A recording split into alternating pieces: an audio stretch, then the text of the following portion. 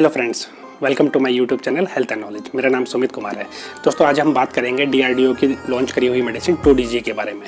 दोस्तों 2DG यानी 2-डीऑक्सी D glucose medicine जो डीआरडीओ ने लॉन्च करी है institute of nuclear medicine and allied science के जो एक डीआरडीओ की ही लीडिंग लैब है उसके साथ मिलके और डॉक्टर रेड्डी जो मेडिसिन कंपनी है जो हैदराबाद बेस्ड कंपनी है उसके साथ कोलैबोरेशन करके ये न्यू मेडिसिन लॉन्च करी है। हालांकि ये मेडिसिन ऐसा नहीं है कि अभी नई है, ये मेडिसिन पहले भी यूज़ होती थी। ये कैंसर पेशेंट्स के लिए यूज़ होती थी। कैंसर पेशेंट्स में जो ट्यूमर सेल्स वगैरह हैं उनको अपना किल करने के लिए, उनको ख़त्म करने के लिए ये मेडिसिन पहले से भी यूज़ हो रही है। बस डीआरडीओ ने इसको इनिशिएट लिया है कि अगर ये मेडिसिन वहाँ पर वर्क कर सकती है तो ये हमारे जो आज बीमारी फैल रही है इसमें भी अच्छा काम कर सकती है। दोस्तों 2-डीऑक्सी डी ग्लूकोस यानी 2DG मेडिसिन जो कि अभी जो हमारी बीमारी फैल रही है उन पेशेंट्स के लिए काफ़ी इफेक्टिव है। तो ऐसा कह सकते हैं कि यानी ये वायरस के लिए इफेक्टिव है, लेकिन इसका मतलब ये नहीं कि ये एंटीवायरल ही ड्रग है। तो मैं आपको बताना चाहूँगा कि ये जो ड्रग है डायरेक्ट अपना वायरस को किल नहीं करती है। ये बस उस वायरस को जो भी न्यूट्रिशन या कोई भी एनर्जी या ऑक्सीजन जो भी उसको चाहिए होता है, बस ये उसका रास्ता ब्लॉक कर देती है। जब उसको वही नहीं मिलता तो वो ऑटोमेटिकली अपना मर जाता है। तो मैं आपको ये नहीं कह पाऊँगा कि ये एक एंटीवायरल ड्रग है। दोस्तों मैं आपको बताना चाहूँगा इंडिया में drug controller of general of India ने भी ये मेडिसिन को अप्रूव कर दिया गया है अपना इमरजेंसी यूज़ करने के लिए। ये पेशेंट की जो रिकवरी है काफ़ी हद तक बढ़ा देती है, काफ़ी इंप्रूव कर देती है पेशेंट को रिकवर करने के लिए। दूसरी चीज़, ये जो ऑक्सीजन की डिपेंडेंसी है जो वो 42% तक रिड्यूस कर देती है पेशेंट की ऑक्सीजन की डिपेंडेंसी। यानी जो हॉस्पिटलाइज पेशेंट है जो ऑक्सीजन पे है उसकी डिपेंडेंसी काफ़ी कम हो जाती है और हॉस्पिटलाइज पेशेंट को काफ़ी हद तक रिकवर करती है।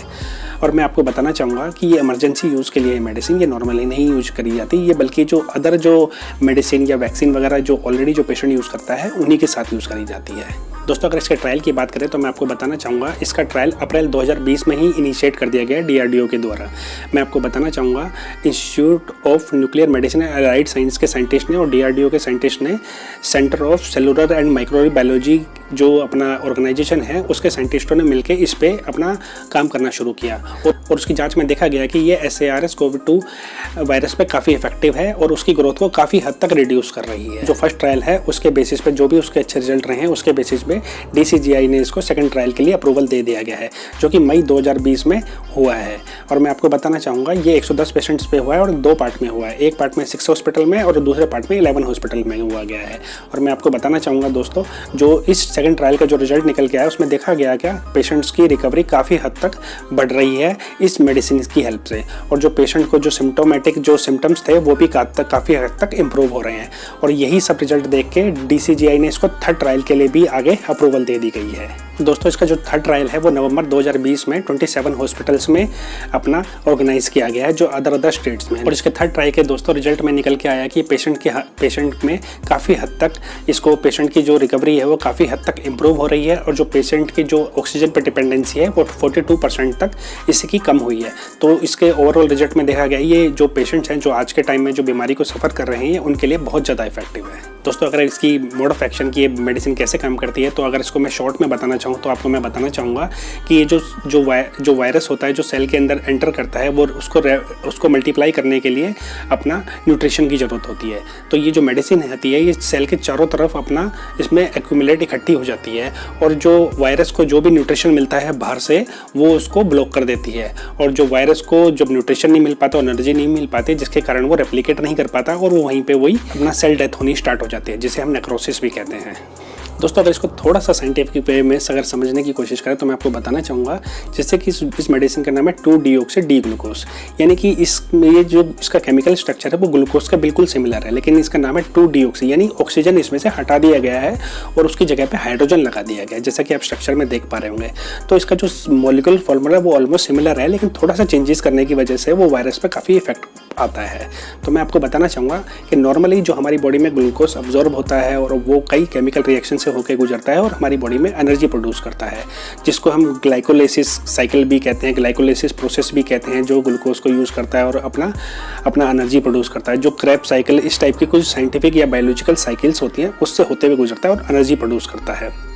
ये तो होता है एक नॉर्मल सेल का नॉर्मल प्रोसेस। लेकिन उसी सेल में अगर ये वायरस एंटर हो चुका होता है तो वो वायरस भी इसी साइकिल के बीच में ही एनर्जी भी लेता है और उसमें न्यूट्रिशन भी लेता है, जिससे वो खुद को ग्रो करता है और मल्टीप्लाई करता है और आगे अदर मल्टीप्लिकेशन करके अदर सेल में फैलता चला जाता है। लेकिन सेम ही साइकिल की, अगर सेम ही प्रोसेस की मैं अगर बात करूँ, वहाँ पे जो ग्लूकोज मॉलिक्यूल जो हम यूज़ कर रहे थे उसकी जगह हम 2-डीऑक्सी डी ग्लूकोज यूज़ करेंगे। तो उस केस में क्या होता है कि जो 2-डीऑक्सी डी ग्लूकोज होता है, जो आगे साइकिल तो स्टार्ट होती है लेकिन वो पूरी आगे तक नहीं बढ़ पाती। यानी कि कहने का मतलब है जो ग्लाइकोलाइसिस पाथवे होता है, जो साइंटिफिक में जो एनर्जी प्रोड्यूस करने का जो अपना प्रोसेस होता है, वो वहाँ पर ब्लॉक हो जाता है।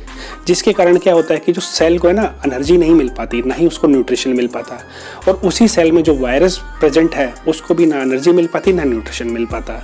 जब ये दोनों चीज़ मिल ही नहीं पाती तो सेल डेथ हो जाती है। दोस्तों यही मेडिसिन का सेम मैकेनिज्म है कैंसर पेशेंट्स के लिए। और मैं आपको यहाँ पे एक चीज़ और मैं बताना चाहूँगा, जो 42% जो डिपेंडेंसी होती है ऑक्सीजन की, वो कैसे इसमें हेल्प करती है। जब दोस्तों ये ग्लूकोज आगे फर्दर रिएक्शंस में जाता है और उसको एनर्जी प्रोड्यूस करने के लिए, तो उसमें भी है ना उस कई रिएक्शंस में ऑक्सीजन की ज़रूरत पड़ती है।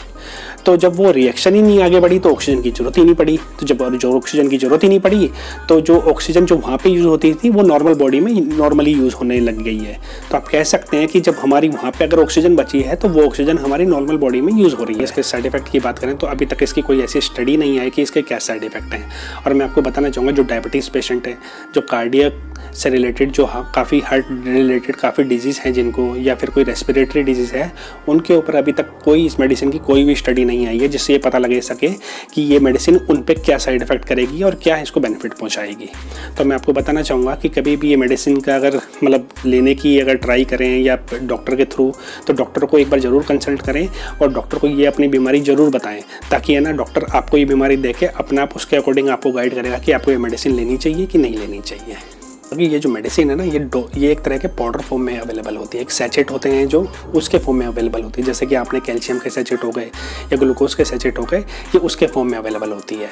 और जैसे कि उस सैचेट को अपना ओपन करो और वाटर में अपना डिजोल्व करो, अपना पानी में उसमें घोल के अपना नॉर्मली ले लेते हैं। अगर मैं इसके प्राइस की बात करूँ तो दोस्तों अभी रिसेंटली जो गवर्नमेंट ने इसका जो प्राइस अप्रूव किया वो 990 है, 990 रुपये इसका प्राइस रखा गया है। और मैं आपको बताना चाहूँगा इसकी अवेलेबिलिटी में कि अभी अवेलेबिलिटी इसकी मिड जून में यानी जून के बीच में अब ये कमर्शियली अवेलेबल होना शुरू हो जाएगी, जैसे कि डॉक्टर रेड्डी की कंपनी ने बताया, क्योंकि डॉक्टर रेड्डी कंपनी ही इसको आगे मार्केटिंग अभी करेगी अच्छे से।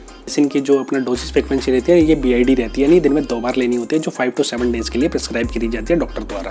अगर आपको वैक्सीन के बारे में कुछ जानना चाहता है कि कौन सी वैक्सीन आपके लिए बेहतर है, तो मैंने अपना कंप्लीट वैक्सीन के ऊपर कंप्लीट डिटेल वीडियो बना रखी है, जो कि ऊपर आई बटन में क्लिक करके आप देख सकते हैं, जिसमें मैंने कई वैक्सीन के ऊपर कंप्लीट शॉर्ट में काफ़ी डिटेल्स में बता रखा है कि कौन सी वैक्सीन आपके लिए बेहतर रहेगी। और दोस्तों आपको अगर आज की वीडियो ये पसंद आती है तो प्लीज़ इसको लाइक करें और मेरे चैनल को सब्सक्राइब करें, क्योंकि आपका एक लाइक, आपका एक सब्सक्राइब मेरे को काफ़ी हद तक मोटिवेशन देता है, ताकि मैं और अच्छे से अच्छी इन्फॉर्मेशन आप तक पहुंचा सकूं। तो दोस्तों आज के लिए